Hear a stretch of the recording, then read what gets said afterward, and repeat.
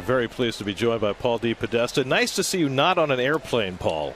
Nice not to be on an airplane. Yeah.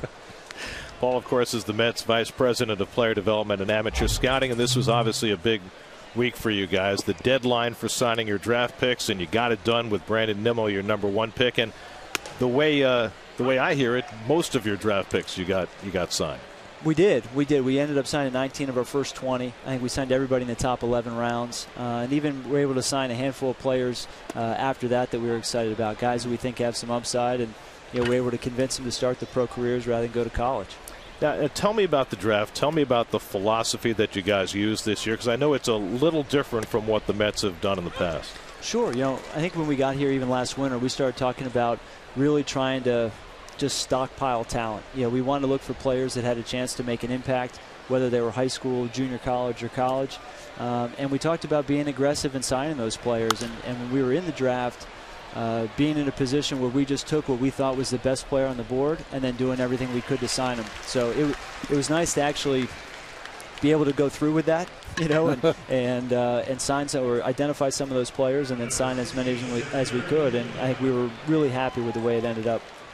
How difficult is it for you guys as an organization to have a team right now that's kind of muddling along and you'd like to get better quickly, to take the long view and take a kid from Wyoming, a high school kid who probably won't be in the big leagues for 4 or 5 years at least, and go that direction as Angel Pagan gets a base hit? How difficult is it as an organization to have the discipline to do that and take the long view? I think it's incredibly difficult because we want to win today, at the major league level. At the same time, what we want to be able to do is win every year, and I think the only way you do that is build from within and create a foundation for the organization. I think that's what made the team, great 25 years ago, right? A lot of those players came from inside, and so that's what we want to build again. And it is going to take a little time.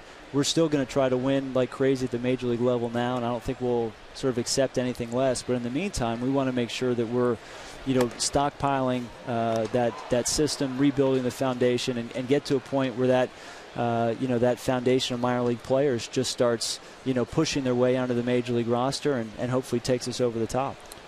Well, obviously developing young pitching is so important for any organization. We hear a lot about Matt Harvey.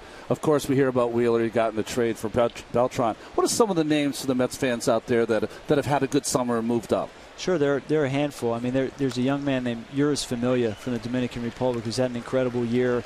I think he was the organizational pitcher of the year in 2009, and then last year, as just a 20-year-old, was in the Florida State League and didn't have, I think, probably as good a year as he had the previous year. Well, this year, he dominated the Florida State League early, went to Double-A, and has pitched very well there. So he's actually the same age as Harvey. Also throws, 96, 98, has a plus slider. He's a really interesting guy. He's had a terrific year.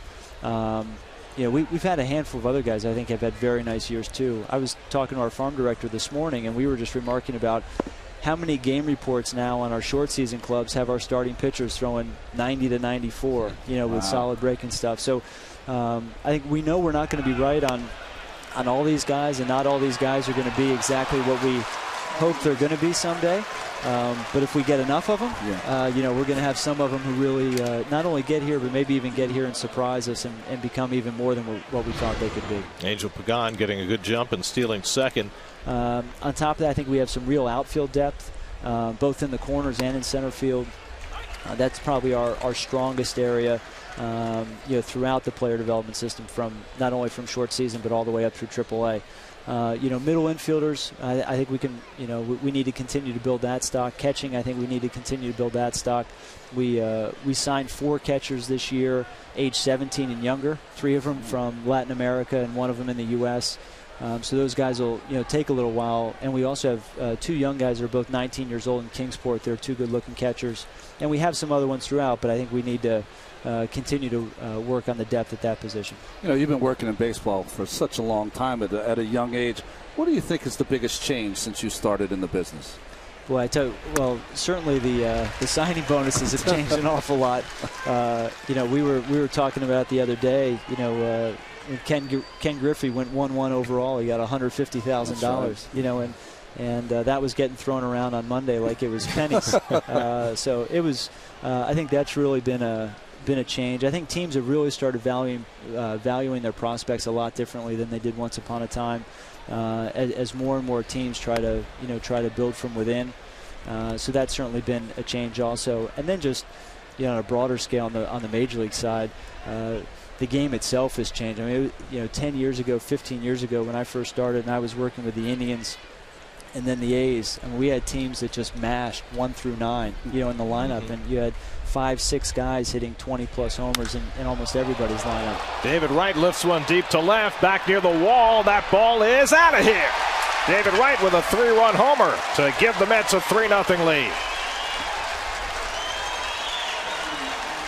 10th of the year for David Wright. We'll find a few more guys like that. I was going to say, right on cue, make me look bad. That's right. But, it does. It makes the guy who actually hits the ball out of the ballpark that much more valuable, because I think it's a lot harder to find than it was 10, 15 years ago.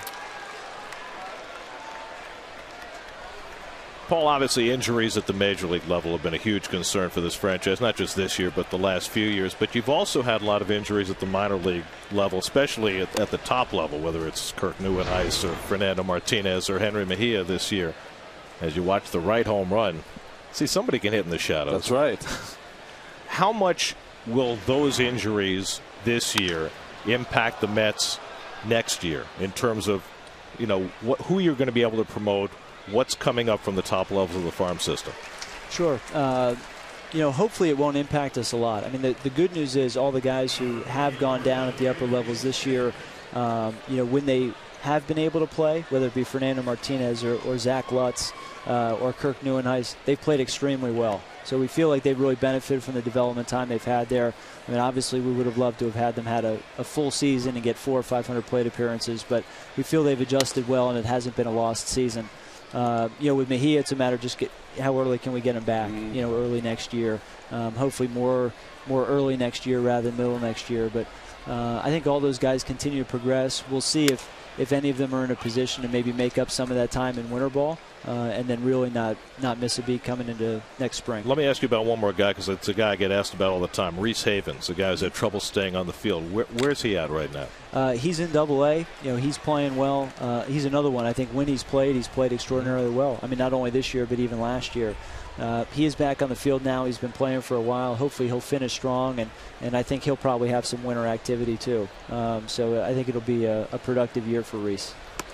Strike 3 called. Bay is down looking, and the inning's over. Paul, thanks so much for joining us. Not at all. My pleasure.